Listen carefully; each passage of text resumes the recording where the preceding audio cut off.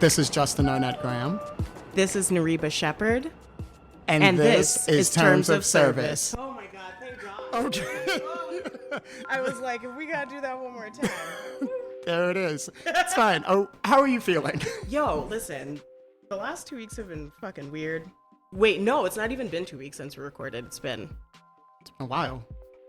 a month? Almost. Damn. It's been almost a month. A lot of stuff has happened. Yeah. But I feel better. Good. am working for myself. I'm self-employed now. Sweet congratulations. And mental health, just really working on that. Shout out to my therapist. She's still with me. Shout out. How are you? Shout out to your therapist. I am doing better. Mm-hmm. I am in the middle of what one would call a transition period in regards to my living situation, because for those that are unaware, Chicago and many parts of the United States just got bombarded with snow. Was it snow or ice? I feel like all of the above, because my apartment currently looks like a SpongeBob set. So that's currently where I am. My back stairs are not usable, and my garbage lives there on my back porch now because it just looks like a sheet of ice instead of stairs. That's how mine is too. And my landlord came up to shovel our porch for the first time since it snowed and saw all the garbage and was not happy that we had the garbage there. And this is our new friend for the episode, Ryan. Hi, Ryan. Ryan was Pfeiffer. I not supposed to talk yet? No. We just wanted to introduce you so Sorry. that people know who you are. No, you're If fine. you want to introduce Fucked up yourself. already. You're doing Restart. great. No. we're Go. good. We're good. Introduce yourself and then continue telling us about your perilous backyard. Okay. My name is Ryan Pfeiffer, and my backyard is fucked. I can't even get into the alley because the street still has like 4 feet of snow in the alley, so I can't open the back door. I can't go down my stairs, but my landlord wants me to take my garbage out. Yep. So I had to, after he approached us, take my garbage through the front of the house to my car, drive the car around the block into the alley to throw the garbage away, in the garbages that were already full and covered in snow. Yes. Yes. See, that's just, what is happening. And also that sounds like what my apartment feels like, But on the inside. but on the inside. My favorite So- part about this is when you can see the layers of snow. Like you can see where it started and where we're at now, but from the side. Yeah. It's just. But you know what? It's like 40 degrees outside today, and we all made it here. Yes, and we have to celebrate those little wins. Yes. And for that, I am grateful. So hello and welcome. Yeah. Yes, and we have Ryan Pfeiffer here. So thank you so much for joining us. Oh, stoked. Yeah. So You want to tell us a little bit about yourself? Sure. I am a Cancer. Yes. Oh. I am glad you said that because Max is also a Cancer. And I feel like we haven't had any guests that share that with him. So thank you. You talked about your fondness of dogs. Okay, Yeah. so before we go further, Cancers are my favorite. My mom is a Cancer, and my best friend Ruby is a Cancer, and Max is also a Cancer, and they all have the same birthday, and it's the birthday with Missy Elliott. Wow. that's amazing. So they're like pretty great people. yes. But Cancers are like generally the most compassionate people until you take them to the edge of their compassion, and then it's like, who the fuck are you? So I have a cousin that is a Cancer, and what I have known just through my experience with my cousin is, are Cancers hyper emotional? Yeah, big time. Yeah. Okay. Yes. Not my nodding, but yes. Okay. And it's like it's not their fault either. Okay. I think it's just when you're the beginning of the transitional signs, because the first set would be like I don't want to get too deep into that. But the first ones are like permanent. We are the cardinal signs. So like an Aries would be a cardinal sign. And then Cancers are like in between the cardinal and okay, I'm getting a little bit too ahead of it. But y'all are just like a transitional state of like what those feelings and emotions want to be. Like, We're undecided. yeah, but you're there. Yeah. And it's the first 4. So you're We're there. part of it, but we're not complete. That's the most accurate. This is really reminding me of, I mean, if my current apartment situation was a zodiac sign, I would say that it's a Cancer then. Because Yeah. it is in transition. And it wasn't its fault and it that this wasn't happened. its fault. It was not. It was not. I'll take it. You know, so I'm learning so much. Also, they're about also high up on astrology. the serial killer spectrum. Oh, well, It's because they're confused, you know. We get put in this black hole of between the cardinal and the whatever, and you know, we don't know what to do. well, They're and just trying. We're just trying. you know, and not not calling anyone a serial killer here. There's not a For the record, I've never killed anybody, Same. and let Same. alone numerous people Yeah. that would equate being a serial killer. Yeah. Got it. No, we're just talking. I don't even kill spiders. Me Oh. neither. Except Okay. if they're in my house and they don't pay rent. Yeah. Okay, so they can't be up in their They rent can't free. be. Well, I think that's like growing up on an island. I just don't fuck with like lizards, cockroaches that fly, spiders that are the size of like the panel that the light switches on. All those things live inside Yeah. your home. Yeah. So that's why when people are like, especially working in kitchens, people are like, "Oh my god, I want to travel all over the world." I'm like, "Baby, I'm telling you, I made it to America. It's great for a vacation, but like, You're like, there's a whole world it's out there. dangerous." There's a whole world out there, and part of that world can be inside over Yes, there. yes, and you have to live with it. But here, I'm like, no, you don't pay rent. I'm not feeding you. I will allow you to try to leave, but if you don't leave on your own, I will That's present you the trespassing. path Yes. to exit my life appropriately. oh yeah. We just rambled straight out of nowhere. Max, we good with the wink? All right, cool. Sorry. So we're gonna go back to where Ryan started as a Cancer in the world, and then from there. Yeah. Hello again. Yeah. We I mean it's kind of perfect that you started like that, about saying that like it's kind of just like my entire life is just constantly, my soul is always in retrograde.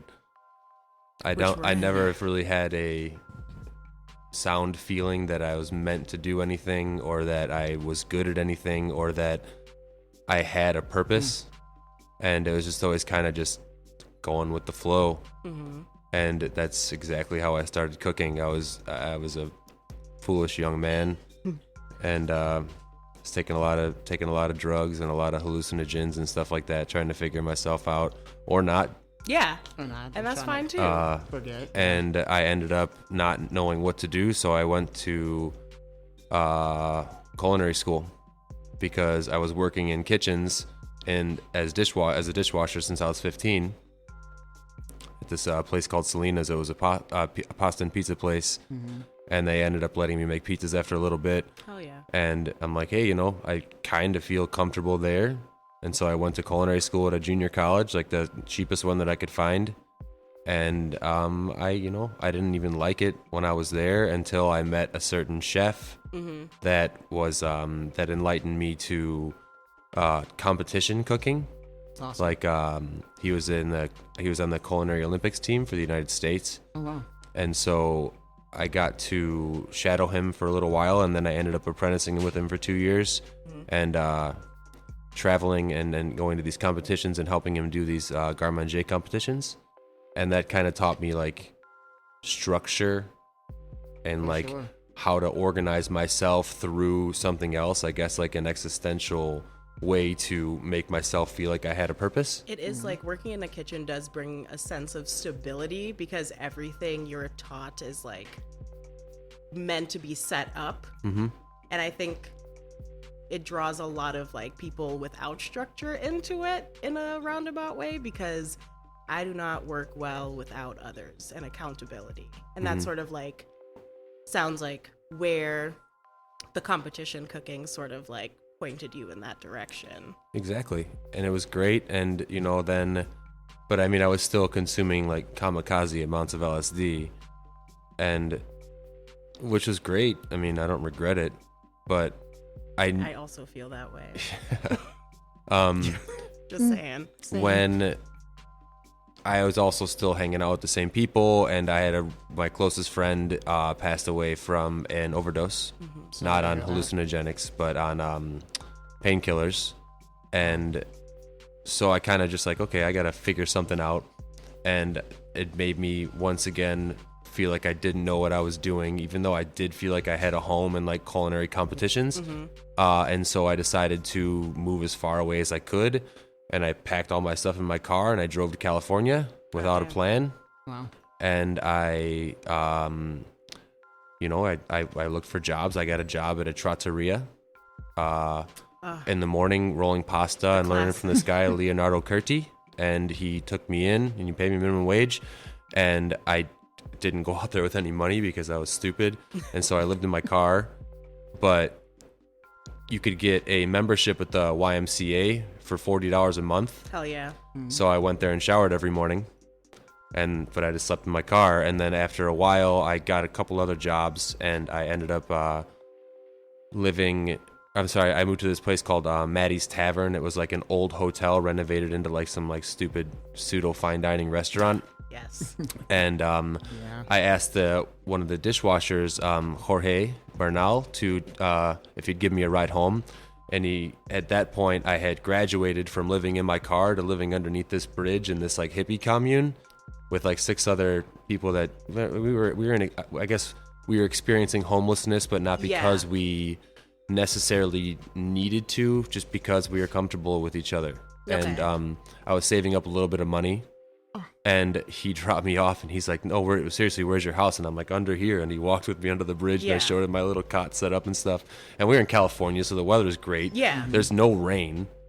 And so, I mean, I wasn't necessarily living like a terrible life. It was, I was sleeping outside, but whatever. I was like, cool. how did I not chilling. know any of this about you? I don't talk That's about it. I know. It, But I'm Wow. like, but Yeah. I worked for you. Yeah. We, he's like, okay, you're not doing this anymore. I was like, okay, whatever. And then he made me grab all my stuff right there, and he took me to his house, and I ended up living with him for about a year and a half and his family. And they just like took me in, and like I would never say the same thing about my people being a white man, a Hispanic man who just gets, belittled by white people on a daily basis. Takes me in, not even really knowing me. I knew him for 4 months, and I lived with him for a year and a half. He didn't make me pay any rent. wow. They took care of me when I would go out with the guys, and like we'd go out and drink That's like big drink too much family tequila. energy. It was insane. Big Hell yeah. family. Wake up in the morning, and if I didn't eat breakfast, his wife's name was Yolanda. I might as well have been killing her firstborn son. Oh my goodness. Oh man, I understand that. Tiger, the 10-year-old that I live with, she's one of my roommates. Her abuela sends like bags of tamales all the goddamn time to us, and I'm like, does she think that we don't know how to feed ourselves here? But it's like that big family energy, and that's like freaking awesome that you were able to have that experience. Fortunate to meet people that were so accepting of me. And I worked out there for a little bit, saved up enough money, and I ended up moving and living in a couple different vineyards and guest houses. And I lived on one of the places. It was like 6-month stints. You go and they have guest house on most of these vineyards. It was in the Santa Ynez Valley, so they grow a lot of Pinot Grigio.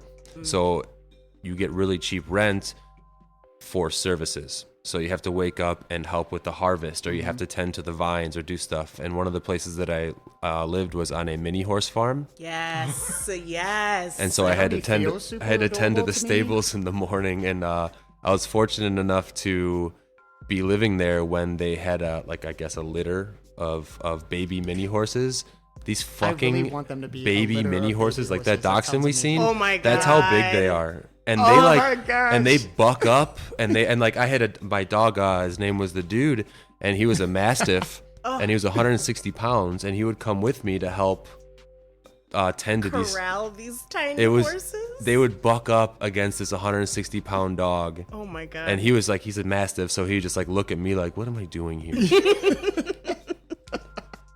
Oh. But that was great. And then, that kind of mom. brought me back to feeling human again. And I moved back, and I was like, I'm ready to kind of step into like utilize the life lessons that I learned in California and the structure lessons that I learned in my time with the competitions, and try to like, climb the Michelin ladder. And I staged in a bunch of different, I'm not going to name any of the restaurants because it is what it is. And I ended up at Blackbird, and I ended up working there for 10 years. Wow. May I say something really Go quickly? for it. Holy shit. Thank you for sharing. That Yeah. was amazing. That just, dope. yeah. And it just explores all of the different levels of hospitality, but not specifically as an industry, but just the emotional compassion And also, that like- we would all have for one another. And what we talked about a lot in the beginning of this pandemic was like people needing to like support each other and reach out for each other. And I think working in the hospitality industry gives you so much more to take into your own life about how to be hospitable. Like for me, it's a little bit of a fault where I'm just like always on for other people, but not for myself. So like I'll be home all day and won't cook anything, but my roommate will come home and I'm like, you want to make dinner? Like, and I think that what you just spoke about highlights how much we do for other people outside of just the restaurant industry but like somehow we've come full circle where now we don't do enough of that within restaurants. And I think we are all in a place where we're like ready to see that come back. Yeah, I think that people get really wrapped up in the competition aspect of restaurants, and it loses the sense of community. Yeah. And it becomes like more of like an exchange. It becomes like an unhealthy family. Like I don't want to do anything for my brother, you know? Yeah. And I'm like, do I want to do the thing? And I'm like, now I want it to be good. Like he's my brother and I should probably be there for him and like understanding where other people come from. Well, it like deepens the divide Yes. completely. Which is like what we're trying to like undo in these times. It's like be a little more transparent in how we communicate about how things work versus being like, that's not something that you should know about. Because I think the lack of knowledge underprepares people for when they go from employee to a management position. And I think that if people knew how things were all the time, they would like really think about whether or not they're prepared to be a manager or like to move forward in any sort of situation. There should be two different trainings for being a manager. It should be about the actual things that you have to produce for the job that you're doing, but also learning how to be around people. And you have to realize that you can't just put a managerial blanket over your whole staff. Yeah. Yeah. I literally dated a person whose job was to teach doctors how to talk to people at like Dartmouth. That was their job. They're like, this is how you should approach. This is how your you fellow- communicate. your fellow person. Yeah. Your fellow human. Like, and I think that Wow. you're right. We do need to remind people of the humanity bits. Yeah, you could be an incredible chef and know how to do all the things that it needs to be a chef, but you have to realize that you have individuals working under you, not just a group of people. They're all different and they all need different things in order to be better, to benefit you and the restaurant. So it's like, these are all things that obviously I haven't known the entire time I've worked. It's like you grow and it's a journey, not a destination. Yeah. That's That's your That's like right. thing. That's what you like. That's right. That is my thing. That is what I like, because I feel like it removes that pressure of perfection. You know, because I mean, not to go on, off topic, but the idea of perfection is embodied in some of the systems and the awards platforms that are within this industry. I mean, 110. Yeah. And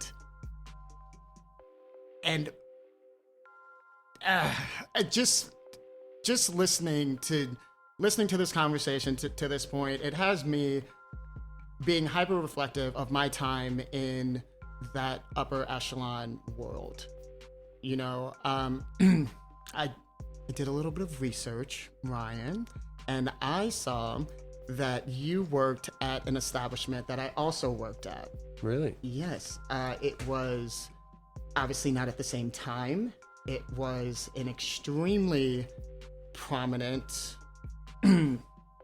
multi-starred establishment here in Chicago. It is no longer in existence. I know what you're talking about. Yes. So I was like, do I need to write a flashcard? yeah, no, no. Did we have the same person that we were working under? Not at the same time. However, I did meet that individual prior, and it was such a jarring experience for me because it was so dismissive, and it was so like, how dare I even be in the room? And thankfully, I did not work under that individual, but I did work under someone that came up under that individual.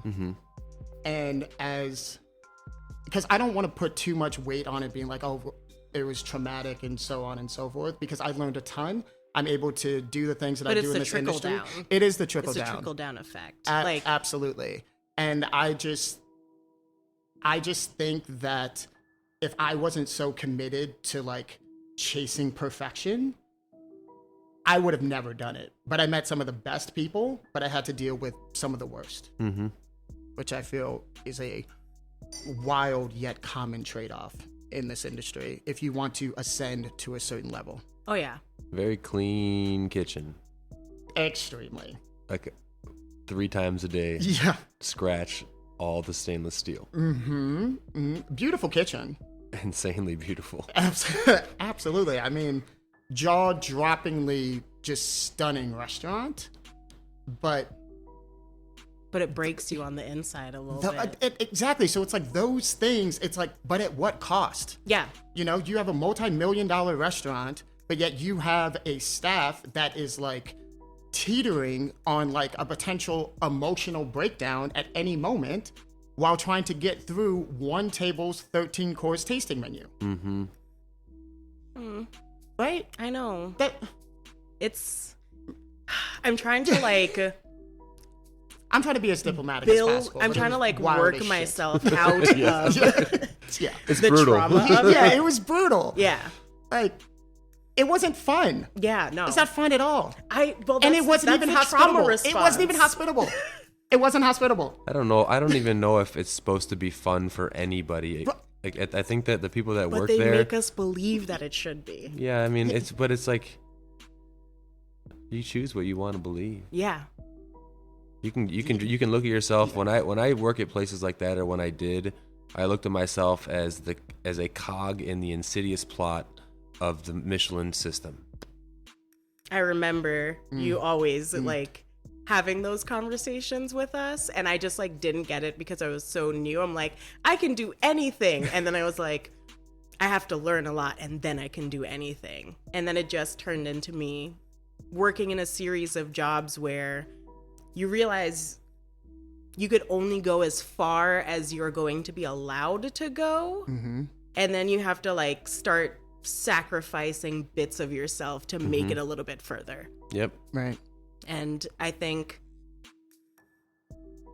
one of the big things that I took out of working with you was like, you can be really good at this, but you're like, this is not like sustainable. You were always reminding us like what we're doing is not sustainable, and we're just trying to make it work. And I think for me that put a lot of like the back of house, like management paperwork type shit into perspective for me, because I really wanted to excel and be great, but I was also hyper aware of like not being a representative of like what fine dining looks like.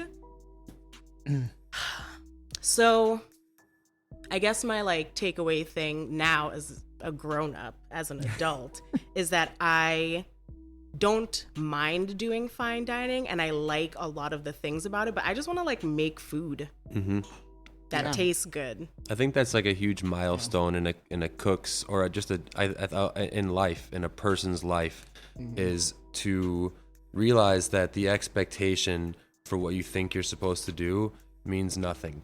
It's what the most important thing to achieve greatness in anything is to be happy. Yeah. Like you can get all the accolades you want, and if that makes you happy, then that's what makes you happy. But you can do whatever you want, and as long as you're trying to be happy, there's nothing more important than that. Because when you waste your life trying to achieve these irrelevant accolades and get the recognition of people that you'll never meet in your entire life, are you really living for yourself? No, man. We get one chance. Yeah. Well, you know, I wish someone told me that in the beginning. Yeah. But you know, you live and you learn. Yeah, and I think of, you know, because obviously I can only speak from the front of house perspective and through my experience in the industry. The reason why I wanted to be a part of that level is because everywhere I looked, you know, every website, every article, every, you know, blog post, it truly created this alternative reality that it's just like, well, this is it. Yeah. This is it. There's nothing that can top this. Nothing at all. And as I was young and going through it, I figured that, you know, perhaps I was being too sensitive. You know, I'm just like, you know, I have a media background. So what do I know about how chefs talk to anyone? So, I mean, I have a really hard time with this part because I'm like, I learned how I didn't want people to talk to me, and I learned how my chefs talk to people. And then when I found myself being in a weird crossroad of wanting to be better, but not knowing how to be better because this is all I had. You know what I mean? Like, I'm trying to, and it's really hard if you're a woman because if you say anything, your feelings become what other people hear instead of like what you're actually saying. So I rode the fine line of, am I being a cunt or am I being your mom? Are we allowed to say cunt? I said it. Yeah, I mean, it's already Cool. said. It's already said. And we're not going to edit that out. Yeah. So But I think you're good. I think like you just have to. But I will never forget that quote. I'm apologizing to everyone. I'm sorry. No, I think that could be a merch opportunity. Oh my god. So, but we'll circle back. I'm on really that. hoping this is an episode that my mom doesn't listen We'll put the disclaimer on. for Sharon. Hell yeah. Yeah. But I think like what I learned after like the panini happened. That's what I'm referring to the pandemic as this week. The panini. After the panini happened. People have been calling it a whole Panasonic out here. We're so. in a Patricia, and it's not her fault. Yes, we're in Patricia, a Patriotics. We're in anything that It's not a starts with panorama. that is not a panorama. Yeah. Because everyone is sick and tired of referring to the pandemic. Yeah. So, yeah. But We'll like, call it What- anything else. What if you just called it like a pterosaur? Because it starts with a P. true. Well, that's like what my mom would do to like my nephew playing those like Just Well playing played. semantics. Yeah. it's like no, A well- B C D well begins played. with an I. Yeah. It's spelled with a P. I like it. We're learning so much here. I want to bring that up with the children later. They're gonna hate it. They're gonna be like, what are you saying right now? Well, what we were saying is talking about like, you know, how we learn to communicate with each other, and like unlearning the horrible ways that we've like learned to communicate with each other. But what I've learned is that you can still be assertive but not be a dick. And I think I came up in an era where it was like funny to be a dick, and like everyone joked about it, but I wasn't laughing, but everyone else was laughing. I mean, there was a whole like TV culture around it. Yeah. Completely. And You mean it, that it one not guy. only it not only glorified it, but it made it acceptable. So like, well, I guess, you know, this jackass has 1,001 accolades. That like, what does that actually mean? Yes, you can, you know, make the best beef Wellington out here, but that doesn't mean that you have to be an asshole Yeah. at all. No matter And how clean people your eat that shit torchons up. are. they eat this shit up because People eat it's drama. It's And that's human nature. of course, you know, It's being able to suck the reality out of that. And it's like, back to what you were saying, is like, one thing that I've learned is that you can't look at what happened before and be like, this was all for nothing because this happened. And then you also can't look at the future and be like, well, this is what's going to happen, so that's what I have to think about. Like, there's a really good quote that from Kung Fu, which is a series that I frequent, and he's Master Po says to Kwai Chang Caine, he says, when one dwells on the past, they may rob themselves of the present. But when one dwells on the present, they may rob themselves of the future. Yes. Yet the seeds of our future are nourished by the roots of our past. oh, That's some full ass circle shit right there. I do like that. love that. It's like you gotta take it all into accountability. The things that suck that happened before, they teach you to do something right Yeah, when you move forward. Exactly. yeah. What is she? Oh, and we're now being greeted with Thank you. a lovely beverage. Oh, you she get this smells too? so lemony. Yeah, Okay. this is the Spirit-Free Corpse Reviver. The Crops Riviera. It smells awesome. Corpse Reviver. Crops Rivera. Corpse Rivera. Perfect. This smells great. Yes. Yeah, Wow. it's nice. I'm just right? gonna It's incredible. get in there. Yeah, and this is I- one of our. I feel healthy. Ooh. Ooh. Right? It's got that nice sort of complexity to it, and no booze. I know. She actually made her own absinthe today. NA. Did that? Yeah. Did that? That's, This well, is not really today, good. but it's a But- work in progress Yeah. of like what she wants it to be like, but it's freaking amazing. And this is with the Ritual Gin. Yeah. Which, shout out to our friends at Ritual Beverage. Thank you so much. Yeah. Yeah. Oh, It's doing what needs to be done. Oh, the look on your face. listen. Narita? I've been drinking like Malort inside all week. Okay. So this is delicious. Shout out Malort. Yeah. Yes, we do enjoy Malort. Please reach out to us. We'd love to. also work looking for work I know with you. some people. Okay, Wink, perfect. wink. If You listen you're to listening it. to that. They do. You know I don't like to pop in with my voice too much. Yeah. But I'm just popping in to fourth the love of Malort. Yes, yes, yes. Yes. There we go. Perfect. I also had Malort last night. It was elimination chamber. I had to drink some drinks. Okay. Perfect. So. And this is with the orange cordial that reminded us of the thing we never looked up. It's like that weird The Caribbean vitamin C Caribbean syrup Yes. of our mothers. Correct. You just like put it Yeah. in your mouth and hope for the best. They're like, this is your. but this is your cure-all. This is like a big hat beverage. I would drink that for breakfast. Yes. Oh. Aw, Yeah. Ashley. Ashley Christine killing it. Thank you. I would also drink this for breakfast, late night, all the time. So, Yeah. yeah. Just hook me up to an IV. This and let's would get be a it good going. like bath bomb drink. Yes. Oh. Yes. Are My- you okay? Wait. So my brain went to as a flavor for a bath bomb as well. That too. You know, like I like when I set up, and I've made it talk. Speaking of self-care, I set up time for myself every single day to have a bath. I wish I could fit in a bathtub. I don't fit very well in the bathtub either, but I manage. Okay. Yeah. I have a little tray that goes across the bath.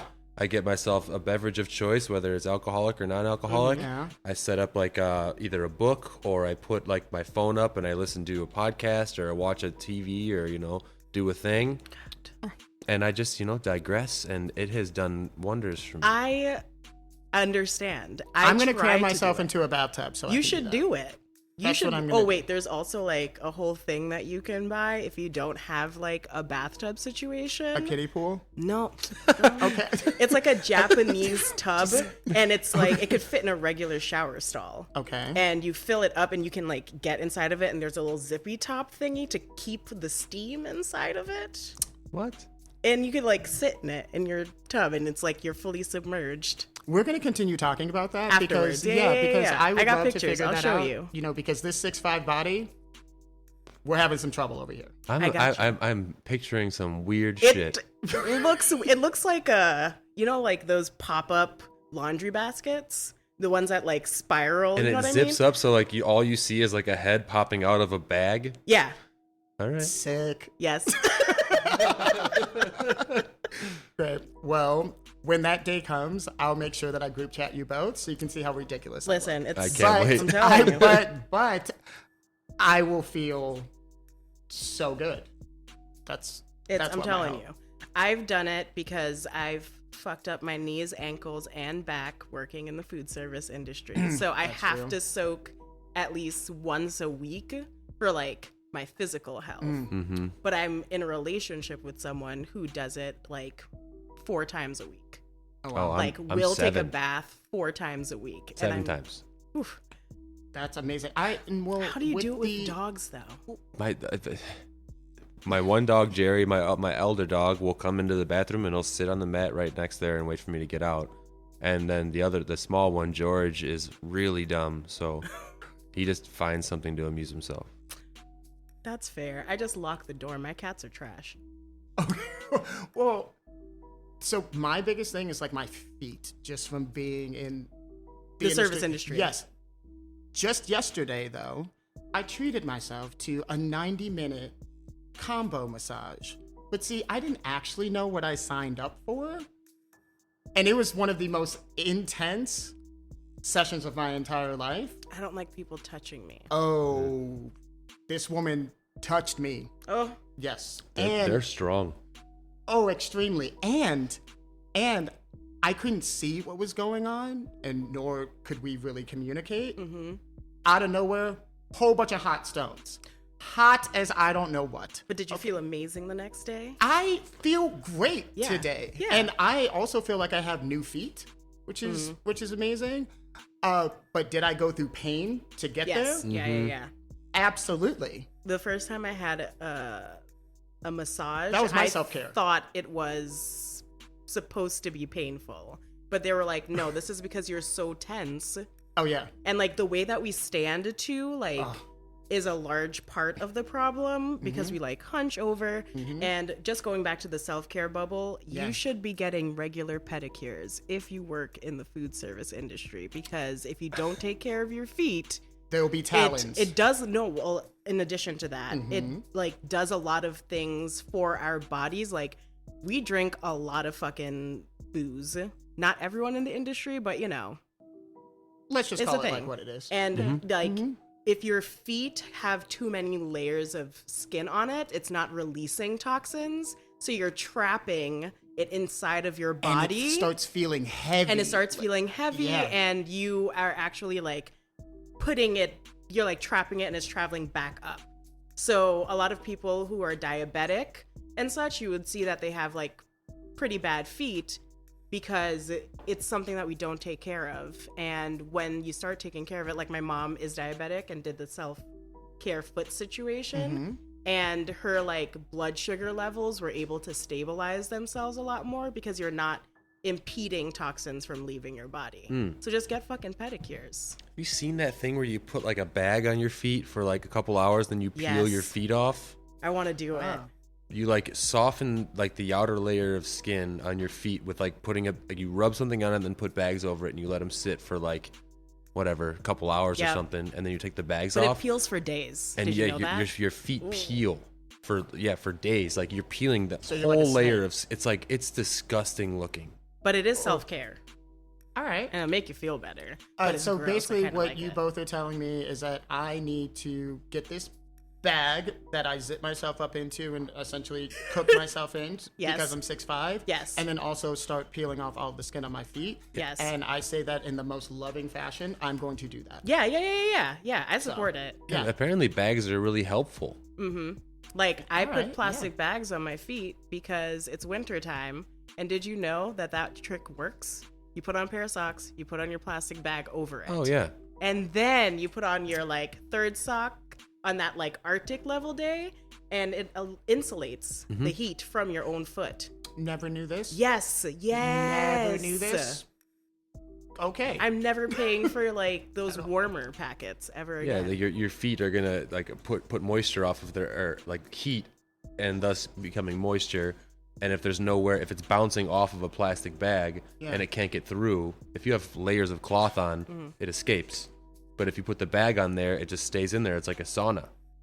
You're also like talking to two people that spend a lot of time just like having what if conversations as part of our jobs. So like this could go on forever. Yeah, and I mean, you've said on past episodes, Nuriba, how, your mind has just been blown. I'm just sitting here with like, the birds going around my head right now. It's just being like- damn, this is wild. This is the thing. You just learn so much. I did, and we're going to continue this topic of conversation for forever.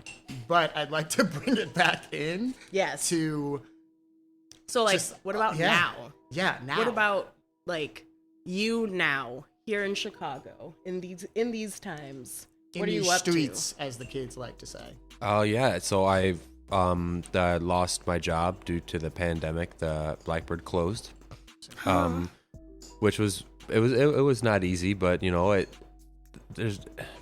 can only go so long blaming yourself for something you don't have control over. You So blamed yourself?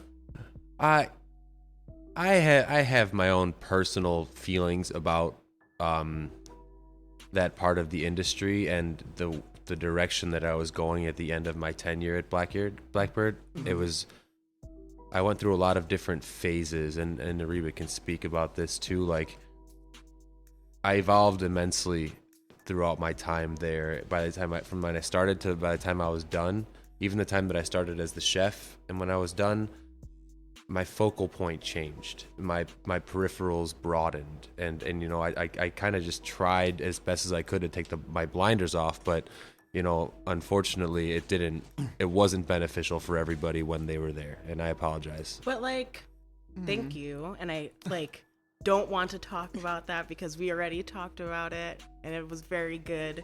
But like I think that I also learned that when I moved into like a like managerial position, is that you're so hyper focused, even like going from supervisor to supervisor position, and it's not until you're like in charge of everything that you realize that there's so much outside of your reach, and then you have to figure out how to do it all without doing it all. Right.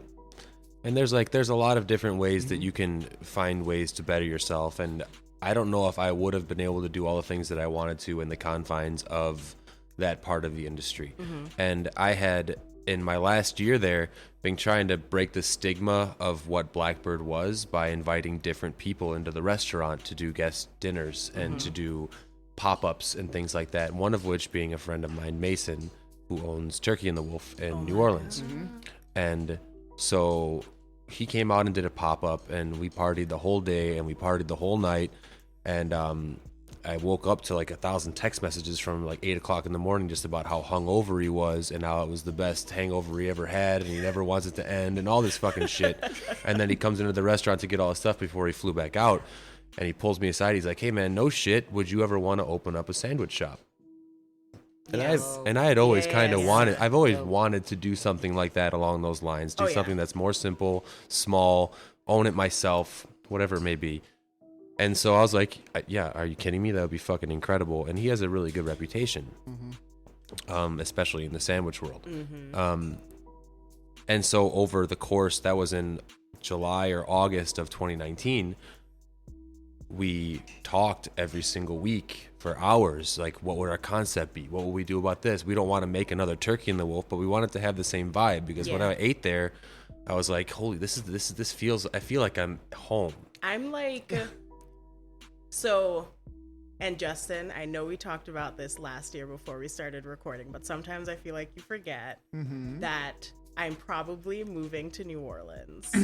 I know. But I liked a lot about. Haven't forgot, but just I remembered. know, just. So there's And that. I like when everything started happening around like people talking about Black Lives Matter out in a public space. I thought it was fucking awesome that Turkey and the Wolf posted a thing without anyone having to like say anything or what. And it was like, for me, it's always really nice when a white person does a thing and it's not like a clout situation, because It's not a bandwagon reaction. exactly. And I think their response was like, we know what our culture looks like to you, but that's not what we're about. And basically, we don't want your white supremacist money. And that's how I sort of had a relationship with Turkey and the Wolf, because I reposted it, and then Mason like messaged me back and he was like, thank you so much, it's so like good to see that this is going elsewhere. And so he's now like waiting for me to come there, because he's like, I want you to eat one of these sandwiches, and I'm like, I want to eat one of these sandwiches so bad. He's a stand-up human being.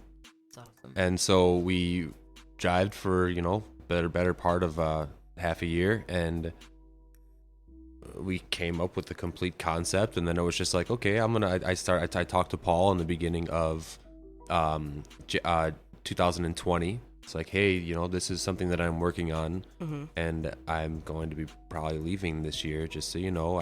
I'm not going to leave on bad terms. Yeah. I'm being transparent with you, which I think everybody should be. My intentions are not to remain in this restaurant for a whole nother year. If I find an opportunity in a building and I can get a loan, I'm going to open my own sandwich shop. Yeah. And Paul being Paul, he was like, I think that you should be happy. And it's like one of those things that a lot of people get very mixed messages about people like in the upper ranks of large companies like that. And I would implore everybody to look farther into it, because Paul Kahn is a very, very good person.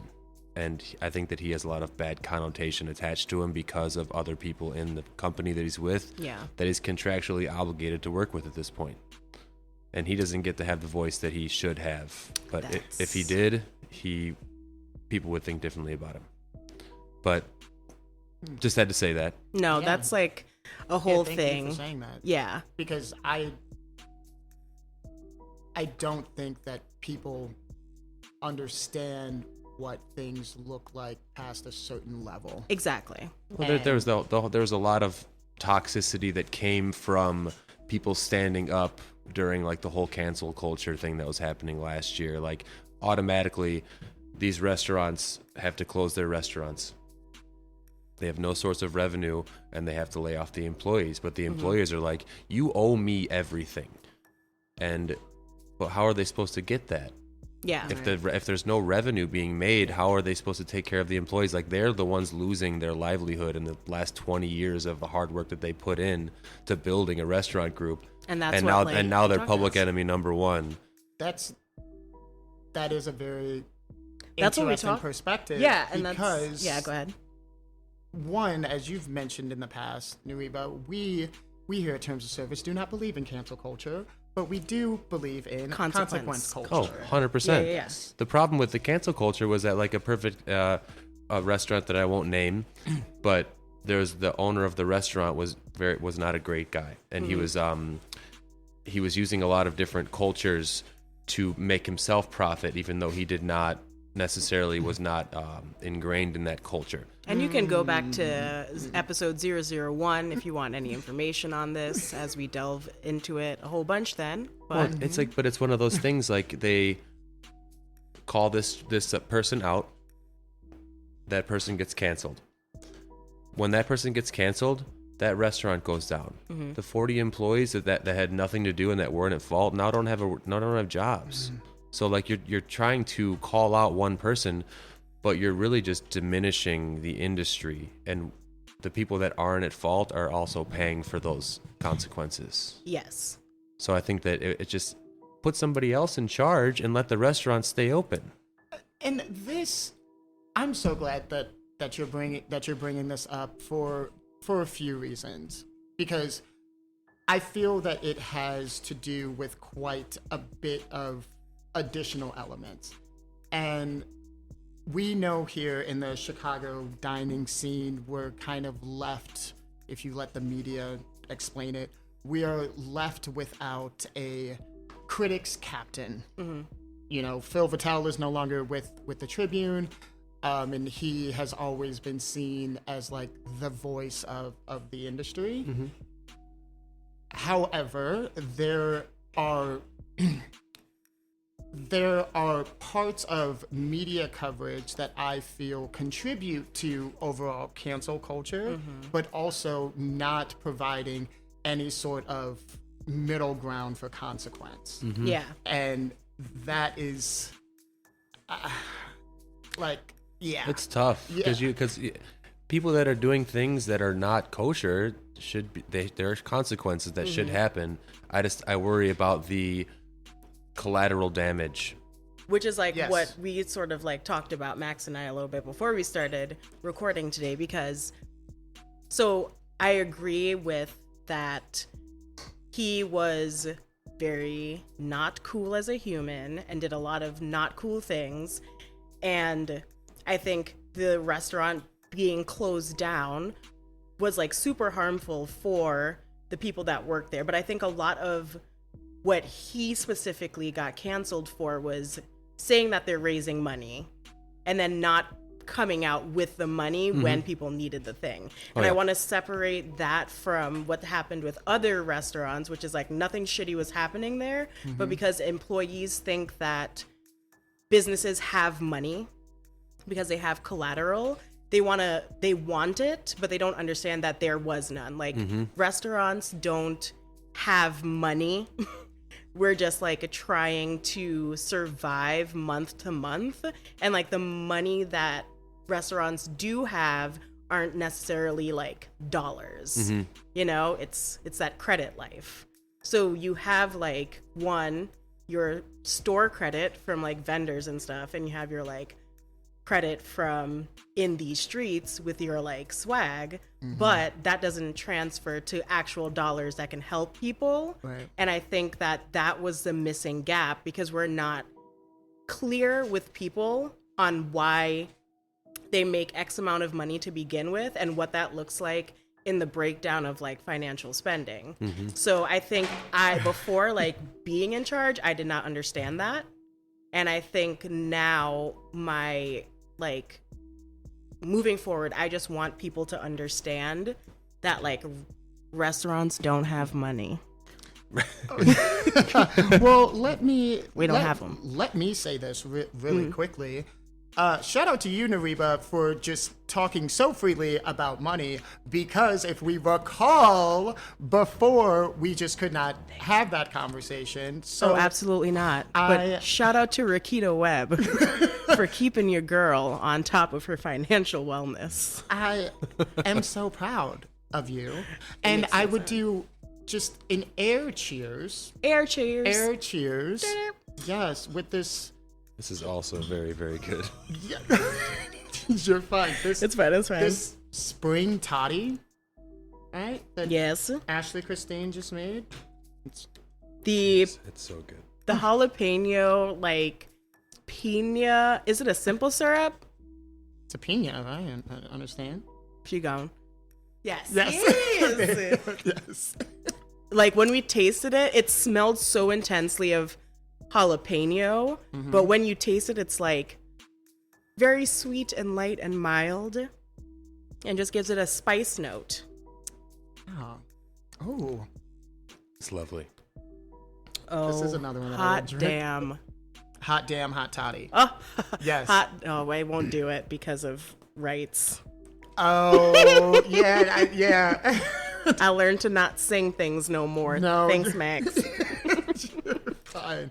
We just don't have money to pay Kanye. Right, just like it's Or Chance. or Chance. I was going with. You know that Chance. he's the number one richest rapper on the planet right now? Chance? Who? Kanye. Kanye? What? Oh, $6 he billion. I thought he was bankrupt. He's no Oh, $6 billion dollars is his worth. I got in a conversation at work the other day. Who's the richest rapper? Who's the richest this? Who's the richest that? He's richer than Jay-Z. He's richer than Dr. Dre.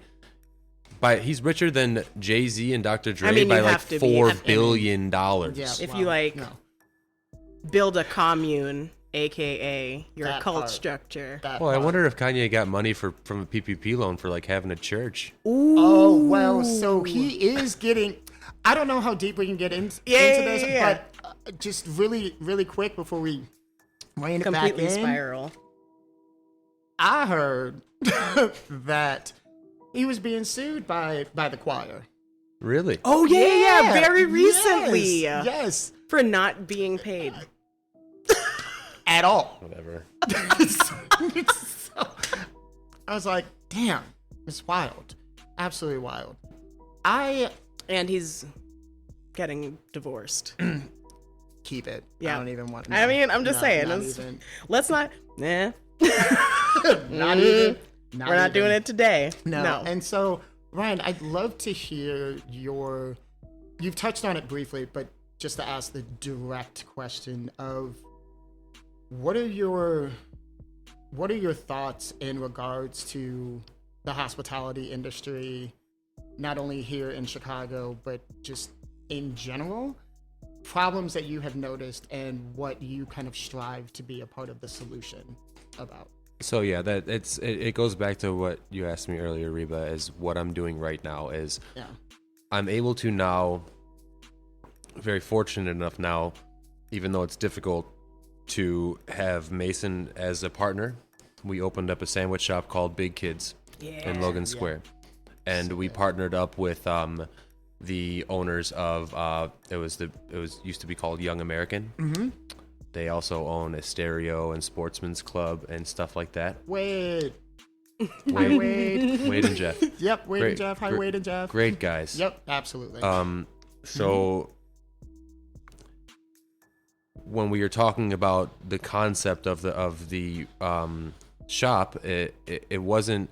We never talked about food. It was always about what were the changes that we wanted to make and lead by example. And we definitely opened up with a very zealous business pro forma where we hired as many people as we could with the loan money that we got, the first round of loan. And we hired as diversely as we could. And we also put plans together for everybody that were, for instance, we have a certain price, but we add an 18% gratuity to all of the orders to abolish the tipping system. And Yes. all Max of that, is like giving Yes. us the air pumps. Yes. all of that 18% goes directly to the employees. Amazing. So, and it's equally distributed based on hours worked. And we also put together, each of us, in total, we own a certain percentage, each of us, and we all opted out of taking that full percentage, and we gave an equal percentage of what we owned in equity into a profit share for all the employees. Come on with it. God damn Thank it. you. Well, so like that, and like I said, like when I said it was overzealous was because I mean we're not making any money. So Yeah. that, so Right. like So it- that- yeah. the But it's the intention is What's the good. intention? Yeah. Right. So when we will start making money, hopefully when the fucking pandemic eases up a little bit, Ponderosa. everybody, Patricia ain't going nowhere. the harder you work, the more money you make, and that's Mm-hmm. the way it should be. It shouldn't be an hourly wage where you're working super super hard. It doesn't matter how much you produce if you're working on a slow day or a busy day. However much business is coming into the restaurant directly correlates with how much money you make as a person that works there, as an employee. We don't have necessarily managers or employees. I'm an employee. I'm a physical employee. I work on a station every single day. Yes. and I do the same thing as everybody else. I take the fucking Yes. garbage out. I do the dishes one day. I flip the fucking sandwiches. I do everything. And everybody does that. So we Yeah. cross-train everybody. We use one fair wage, so everybody makes the same wage. Everybody gets a percentage of the gratuity, and everybody gets a profit share when we make money. Hot damn. That's what we like to see. We need a standing ovation button Yeah. to hit like right now. Yes, thank you for the standing Thank you ovation, so Max much. and Ashley. Silent. Yeah, there it is. I always imagine one day we'll have like a thing where they like put in the burr, burr, burr, burr, burr, because could. that was like We could. we talk about it a lot when we do it. I mean, you know, we I'll- just gotta I'll find find that it. on an license app? to put it. No. It might even be there. It We'll figure it exists, out. But the levels make me uncomfortable, so I don't know what to do with it. Okay, no, it's fine. Plus, if it's a sample, Kanye probably owns it. Oh God. See, and then we go right back to It's right true, back though. to all that. But you know, So that's a different type of Sunday service. that is a different type of Sunday service. So you're like speaking about a model that I think more people should like try to understand. It's not even like getting people to have things. It's like getting people to understand why this different way of doing the thing could be better. And I think that what Max and I also talked about a little bit earlier is that as a Black person, I'm used to things not happening immediately. And I think the conversation that I have with a lot of like my friends who are not POCs, it's like they want to change right here, right now. So I think cancel culture used to comes that. from, I think cancel culture comes from people who are unwilling to deal with the time that it takes to change. And like Black people understand that nothing happens for us immediately. So like that's why I'm all about like seeing people grow and change, because if you don't allow for change to happen, it won't. And like that's what we were sort of talking about with like questions and like putting yourself in someone else's position and really understanding like, okay, this thing, I've done this thing, and like, how do I get better if no one's going to help me or listen to me or try to make that change? So I think that the whole, did I like make sense? 100%. Okay. Of course. Okay. Yes. I'm like, am I just rambling? No, not at all. No, I think that take the people that are undervalued and make them feel valued. Yeah. If you have a sense of worth, doesn't matter what you're doing anywhere. You feel like you're contributing for a good reason. Make people put everybody on a pedestal. Put yourself below them and give them a platform. I think that it also helps when you like everyone works every position sort of. It really gets rid of the stigma of like who does what. Yeah. My favorite day was being the dishwasher on Sunday for brunch when we didn't have a dishwasher. And I would like work breakfast. I'd work the egg station all of brunch. And then at 3:00, I would go outside, smoke a cigarette, come back in, and they were like, chef is the dishwasher now. And I think that showing people that like you're willing to do anything definitely changes the way that they're willing to work for themselves as well as for others. Of course. And leading by example is like the best way to make a change happen in a very profound way. Yeah, 100%. And I like, I got mad respect for you for actually like trying to do the thing, because Same. people don't try to do shit these days. Sorry. Appreciate it. I mean, Yeah. I agree completely. It's one of those things as well that from a front of house perspective, it never seems that there is the full sort of camaraderie culture that extends to the back of house. And every establishment that I've worked in and every organization that I've been a part of, I try and like bridge that divide, because the idea of people, coming into their shift, walking through the kitchen, not acknowledging literally anyone in the kitchen, I think it's rude for one, and I also just think that it should be embarrassing because who raised you, actually? So let's just start there.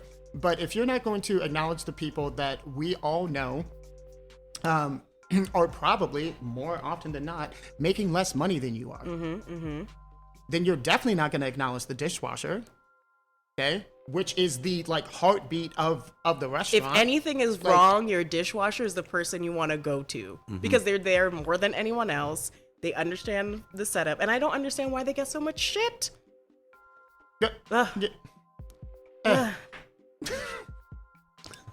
I'm just saying, every single dishwasher I've ever worked with is somehow basically a manager. Why aren't they managers? Right. Those are the crisis dudes. Right. And when they are also the therapist of the entire operation as well. Even when they don't speak English. Even when they don't speak English. Yeah. Yeah. Because they feel me. Yes. Yeah. Yes. So we talked about a lot. Yeah. And I think feel, it's how do you feel? I feel inspired, and I also feel educated, and I also, Ryan, this is the first time that we've ever met, but I also am damn fucking proud of you, man. I appreciate it. Yeah. I don't know how else to say it. That's awesome. And you're just out here being a person, and that's nice. Real conscious person, and setting an example to help bridge the inequity throughout the industry. And if it's anchored in a sandwich shop in Logan, awesome. Then hopefully that spot provides enough inspiration to start happening in many communities and areas, not only around the city but everywhere. Yeah, we got really big plans, and obviously our plans are at a halt with the confines because of the pterosaur. Yes. Yes. Yeah. But even I would implore everybody to find ways to there are still ways that you can help people that aren't being helped. We partner with a nonprofit called Save Money, Save Lives, and develop packages for people experiencing homelessness. And we're a pickup location for anybody. If you order food or not, you want to just come grab 5 of these things, put them in your car. When you're at that stoplight, give somebody. It's got all the essentials that you need for Chicago winter. It's got hygiene for all genders. Things like that, and it. That makes my heart full. Although we're not making money, there's people that have it worse. And if you can use yourself as a platform to help other people, I think there's nothing more important than that. Yeah, for and real. Empathy has to always remain the foundational aspect of the hospitality experience. That's how you change it. Is empathy. Yeah. That's literally the entire conversation wrapped up into one word. Agreed. Yeah. And on that note, thank you so much for everything, for the conversation, the inspiration, the education, and also this new word that I can't pronounce, but I'm going to work on it. Pterosaur. You know what a pterosaur is? Pterosaurus Rex? No, it's a pterosaur is a kind of dinosaur. Normally would be known as the pterodactyl is the most common pterosaur. It's the flying dinosaur. Yeah. I didn't watch enough Land Before Time. I did not watch any of that. Okay, well, thank you so much, everyone, again. I thought it was weird when they talked. I like Jurassic Park, but I did not like the Land Before Time series? Yeah, you didn't like the dinosaurs being nice? No. They weren't all nice. What about Sharptooth? Right. See? And also Sarah had an attitude. Yeah, Big fuck time. Sarah. That. Yes.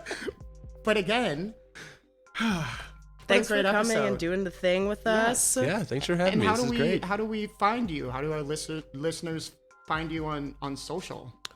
Big Kids Chicago with a circle before it. Okay, perfect. Awesome. On Instagram or Instagram. IG. Yeah. Okay. We also on our website. We have a phone, so you can call in an order. You can call in to talk. Great. You can call in and request songs for us to play on our radio for us to listen to. Yes. Sick. Yeah. Just call. Yeah, just Give him a call. Yeah, just give him a call. You don't gotta order food. Yeah, if But I you called, should, would you though. tell me Yeah, a you joke? could. Yeah, I mean it. You got a good joke for me? I got a joke for Yeah, you. I It's got- terrible. Just Oh my letting you God. know, but I can't got a wait to joke. talk. Okay. Skeleton walks into a bar. Walks up to the bartender. He says, "I'm gonna need 2 beers and a mop."